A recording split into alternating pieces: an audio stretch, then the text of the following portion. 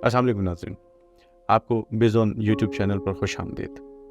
नाज़रीन, कुछ दिन पहले एक वीडियो क्लिप नज़रों के सामने से गुज़रा जिसमें हमारी बहुत ही लेजेंड होस्ट इशरत फ़ातिमा साहिबा को ख़बरें पढ़ने की दरख्वास्त की गई। इशरत फ़ातिमा साहिबा जब ख़बरें पढ़कर सुना रही थी तो इनकी महसूर कुन आवाज़, बग़ैर सनसनी फैलाए लहजा और बग़ैर चिंघाड़ते हुए ख़बर आवाम तक पहुँचाने का अंदाज़ सुनकर सबकी तरह मैं भी उस वक्त माजी में खो गया जब ख़बरों का मतलब सिर्फ आवाम तक इत्तलात पहुँचाना ही होता था।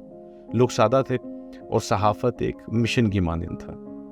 फिर मोहतरम मौलाना सैयद मुशर्रफ साहब का दौर आया और प्राइवेट चैनल्स ने आहिस्ता आहिस्ता पर फैलाने शुरू किए और सहाफ़त के इस मिशन को बिज़नेस के नाग ने डस लिया।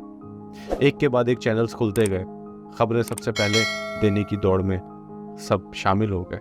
बिल्कुल उसकी वजह ये थी क्योंकि टीवी चैनल के मालिकान वो बन गए जो साबुन, तेल, घी या अखबार बेचते थे। बल्कि ऐसी भी आपको हैरानगी होगी ये बात सुन के कि जो छोटे छोटे डाइजेस्ट बेचा करते थे वो भी टीवी चैनल्स के मालिक बन गए।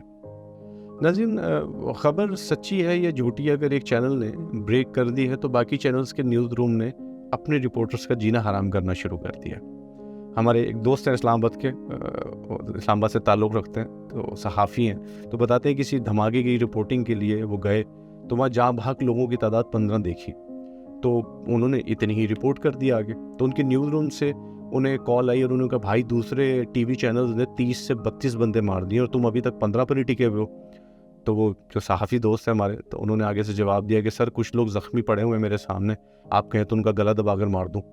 खैर, इस खबर को सबसे पहले ब्रेक करने की रेस का नतीजा ये निकला कि रिपोर्टर ने भी बगैर परखे या डबल चेक किए इस खबर का मसखन और दोनों तरफ का मौक़िफ़ लिए बगैर नीम दुरुस्त खबरें न्यूज़ रूम तक पहुंचाना शुरू कर दी।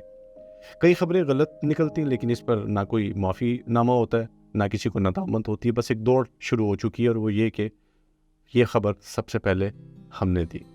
2013 तक हालात फिर भी काबिल बर्दाश्त थे, लेकिन इसके बाद हर इदारे ने किसी एक सियासी जमात की लाइन पकड़ ली है, या यूँ कहिए किसी हर सियासी जमात ने किसी एक चैनल को अपना स्पोक्स पर्सन चुन लिया है।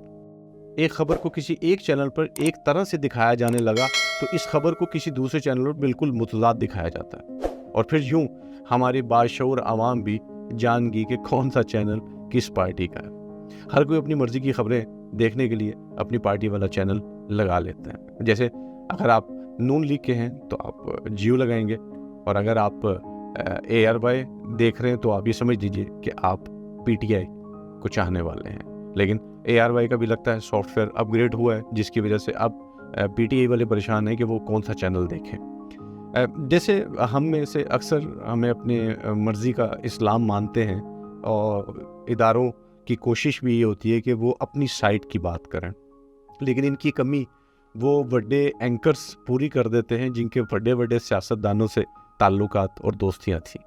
ऐसे में काहे की सहाफ़त और काहे का मिशन। सियासतदानों के साथ गैर मुल्की दौरे, मुल्क की इदारों में बड़े ओहदे मिलने की ऑफ़र आ जाएं तो भाई किसका दिल नहीं चाहता कि वो अपना नुकसान करे। फिर जैसी खबर सियासतदान चाहेंगे वैसी ही लगेगी। इस मिशन का जो सिर्फ आवाम को इत्तलात और शऊर देने के लिए बनाया गया था, इस मिशन का मकसद ये था कि हुक्मरानों को निशानदही की जाए कि वो क्या गलत कर रहे हैं और क्या सही। इस मजलूम तबके की आवाज़ का नुकसान क्या हो रहा है उस हवाले से इक़्तिदार तक, ईवानों तक ये बात पहुंचाई जाए और सवाल उठाया जाए। लेकिन बदकिस्मती से इन सवालों के जवाब अब सिर्फ सहाफ़ी या टीवी चैनल्स के पास ही हैं जो ये तय करते हैं कि उन्होंने ज़िंदगी को किस तरफ लेके जाना है और एक आम आदमी तक उनका नज़रिया किस अंदाज में बनाना है। मुआशरे में इसका क्या असर हो सकता है और गलत खबर देने से एक सहाफ़ी की क्रेडिबिलिटी का कैसे बेड़ा गर्क हो सकता है, ये बात अब तरजीहात से दूर हो चुकी हैं। अब आप टीवी देखिए और ये समझिए कि सामने बैठा हुआ टीवी एंकर किस सियासतदान के पेरोल पर है। और यही वजह है कि आज हमारा मुल्क सच और झूठ से निकलकर एक कंफ्यूज मुआशरा बन चुका है।